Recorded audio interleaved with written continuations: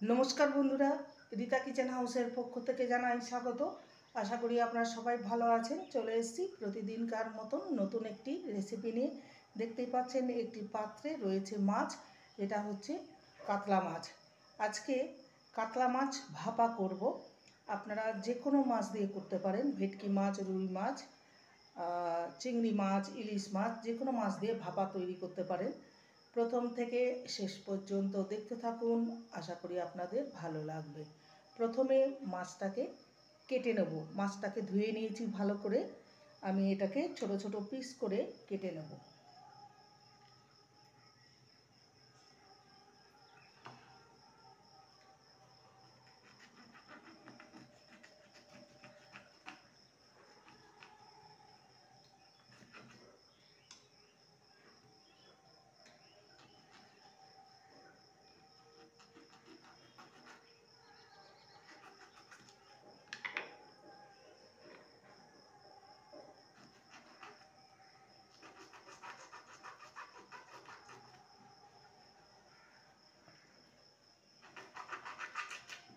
মাছটাকে কেটে নিয়েছি, এইভাবে মাছগুলোকে কেটে নেব দু টুকরো করে।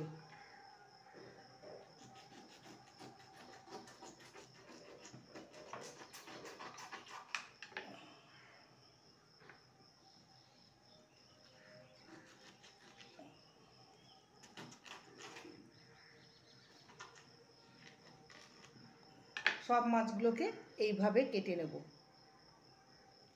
মাছটাকে ছোট ছোট টুকরো করে কেটে নিয়েছি, একদম ছোট টুকরো করিনি। এবার এর মধ্যে সামান্য হলুদ গুঁড়ো আর সামান্য লবণ মাখিয়ে নেব মাছের অনুপাতে।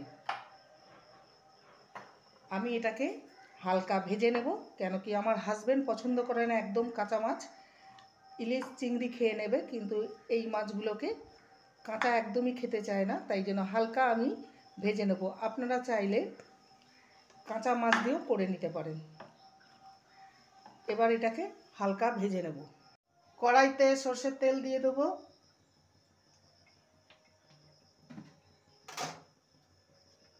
তেলটাকে ভালো মতন গরম করে নেব।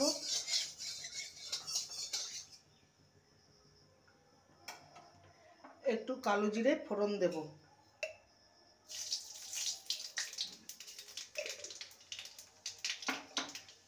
এবার মাছগুলোকে হালকা ভেজে নেব।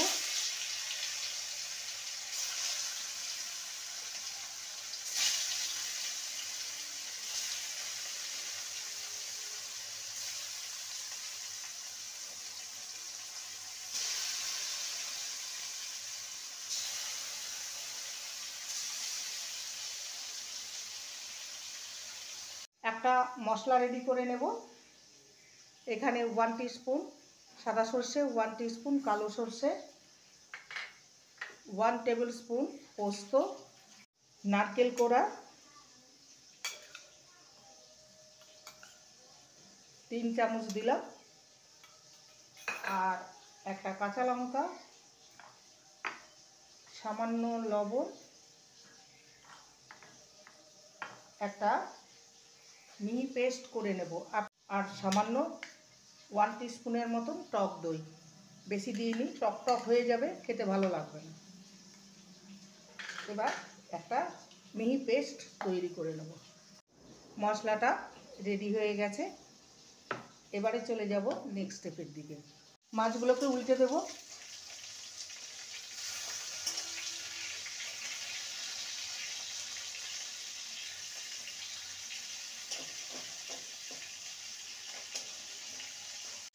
মাছগুলো ভাজা হয়ে গেছে, এবার তুলে নেব।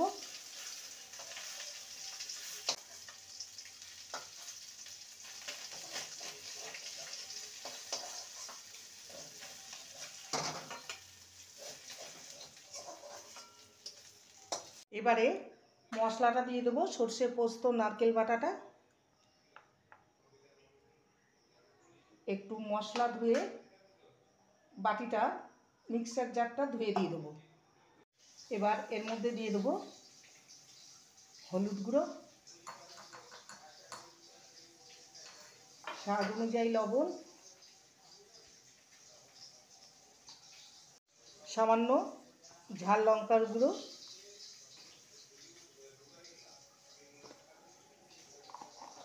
আর দিয়ে দেবো বেশ খানিকটা কাঁচা সর্ষের তেল। ভালো করে নেড়ে নেব।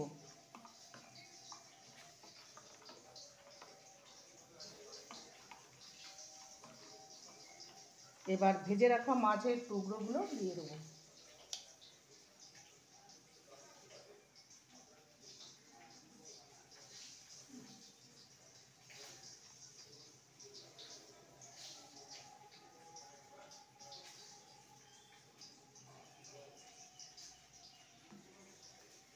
ভালো করে মিশিয়ে নেব।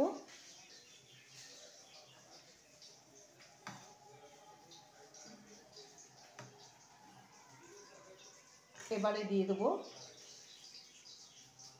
সামান্য ধনেপাতা কুচি,